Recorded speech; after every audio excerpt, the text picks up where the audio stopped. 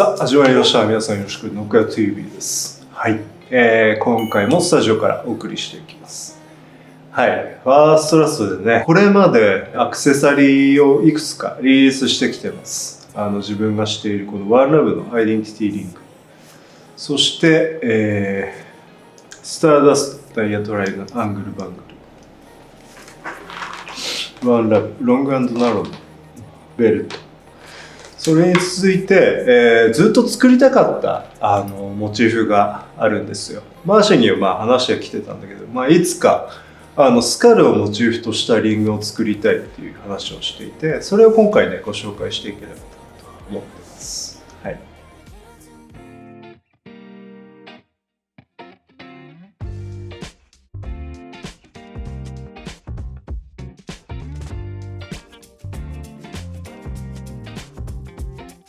今自分がここに人差し指にねしているこのリングになるんですけれども、もうそうだな1年半ぐらいかけたかな。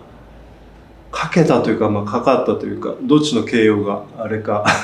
わからないけど、すごい気に入って最近こう、まだこれサンプルなので、製品と同等のクオリティではあるんだけど、ちょっとこうトライアルで自分でこう試しながら様子を見ているっていう段階なんですけど、重量感があって、もちろんシルバーの925の、無垢の仕様で今回も作っています。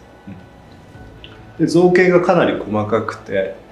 これはスカルのフェイスを造形してるんだけど、こだわりがあって、自分としてはすごい馴染みがあって、90年代に特にそれを目にしてきたんだけど、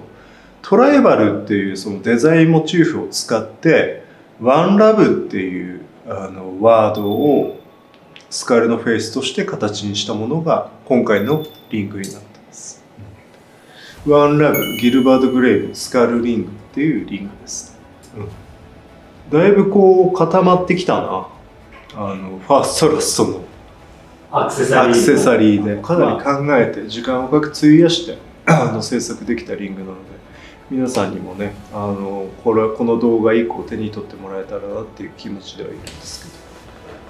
けど、種類でいうと、このシルバー、そうだね、シルバーのもの、それに、ダイヤと、ブラックダイヤ、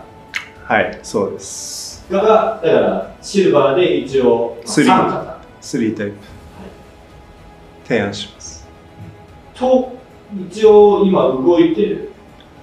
素材があるんですね。そう、18金を用いているシルバーとは別に18金の無垢を用いているものがあって、それも目なし、あとはブラックダイヤも3タイプだから6種類か、SKU が、裏面にはこういったスターの抜きも入れてたりするんだけど、あと中にはファーストラストのロゴだねが入ってます。重量感があっていいと思います。でリングのサイズももちろん各々にあるじゃない。どの指にするかっていうところも結構キーになってくると思うんだけど、一応今回は、17号、19号、21号という3サイズで提案します。そのサイズっていうのはでも、人によってだと思うんですけど、薬指以上ってことですね。そうなってくると思う。割とこう平均値を自分で出したつもりなんだけど、例えば今自分これほら人差し指にしてるじゃない。でもたまにこうやって薬指にしてるのね。だからこれってこう安定感があるの、アームが太いから。だからコロコロするわけじゃない。ちょっと大きめのサイズを選んでいただいた方がつけやすいと思う。ピンキー提案とはまたちょっとこう趣が違うリングサイズの提案をさせていただいてる。ちょっとこう大きめの3サイズって感じかな。このデザインのモチーフに時間がかかったって感じですか？そうだね。やっぱこう洋服もそうだけど、平面をさ立体にする過程って試行錯誤する部分だったり、これをこうするとか俺は平面をその考えたりイマジネーションをこうしていくっていうのはもちろんできるんだけど、自分の手で立体にするっていうことができないのね、このコとリングに関しては。だからそういった過程で結構試行錯誤があったよね。でこれをその手でさレジンとか使ってこうとか俺できないじゃない、まあ、そういう職人さん、そういう制作工程っていうかなんつうんだろうな、そういう過程もあると思うけど、このクオリティっていうか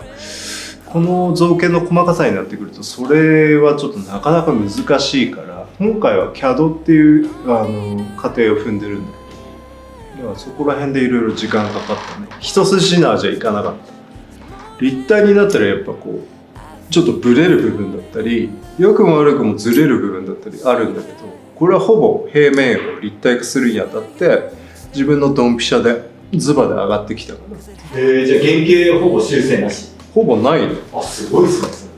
そこまでは時間かかったよ。だけど、原型はほぼ修正してない。すごい。微調整ぐらい。これをデザインしていく上で、兄貴の中で、キーワードとして、まずあるのが、トライバル。そうだね、トライバル。と、ワンラブっていうワード。これをどうしても絶対2つ重ねて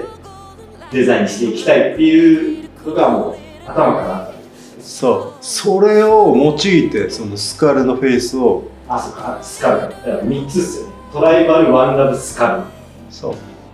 そんなの後にも先にも絶対ないなっていう確信があるから、あったから今回着手して進行したって感じ。それをやっぱ具現化するっていうのはね、やっぱ当たり前だけどさ、今までないものなんだけど、やっぱ時間はかかったね。いい時間だったとは思うんだけど。今サンプル使用してどれぐらい経ちますか？これもう2ヶ月弱かな、俺がし始めてちょっと経年変化を見て。これ指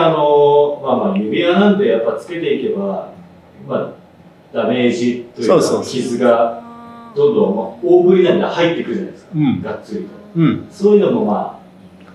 現状2ヶ月使ってあるね、愛着が湧いてきてる。そう、それがねまたかっこいいんだよね。なんかやっぱその面積が広いから当たるじゃない、どうしても。それがいい傷になってきてるって感じかな。表情が深みを増してるっていう印象。かっこいいって、マジこれやべえって受け手に、担い手にね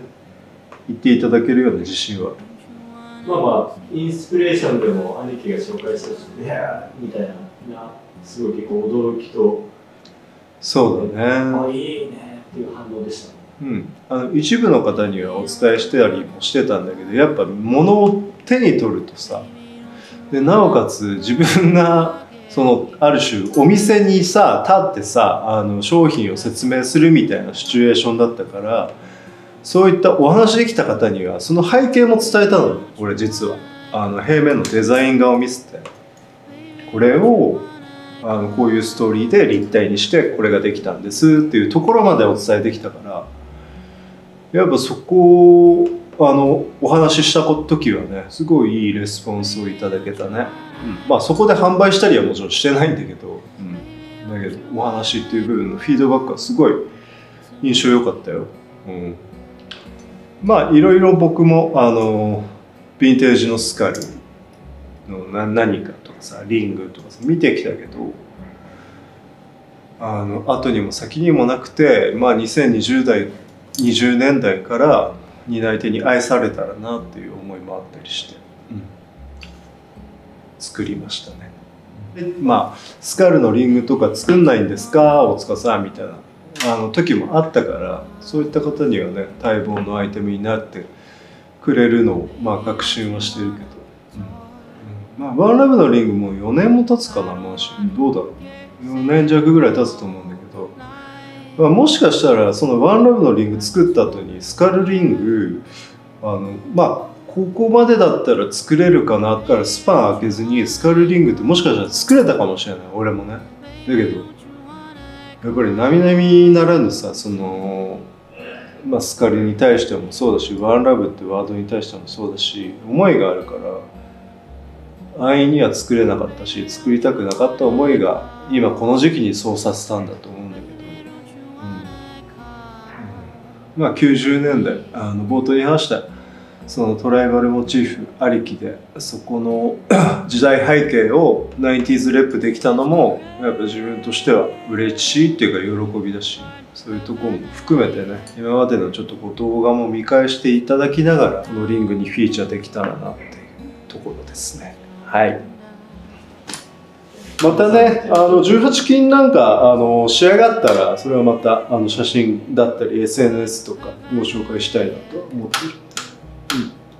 もちろんプレーン、こういったプレーンでもいいだろうし、ちょっとこう色気をプラスアルファで持たせたい方は片目に石入りチョイスいただいてもいいと思うので、ぜひこの機会に何かこういう指輪欲しいな、でもないな、スカルの指輪欲しいけど今でも持ってるけど新しいのなんかないかななんて方はね、うちのぜひワンラブギルバート・グレイブのスカルリングチョイスしてもらえたら嬉しいなと思ってます。はい、そんな感じでね、今回の動画は新作のスタンダードリング、ご紹介をさせていただきました。この先ね、リリース以降皆さんにアイテムとして愛していただけるように僕も頑張って、こちらの良さを伝えていけたらなって思ってます。皆さんね、コメントなんかもお待ちしております。それでは今回これで失礼いたします。ありがとうございました。ありがとうございます。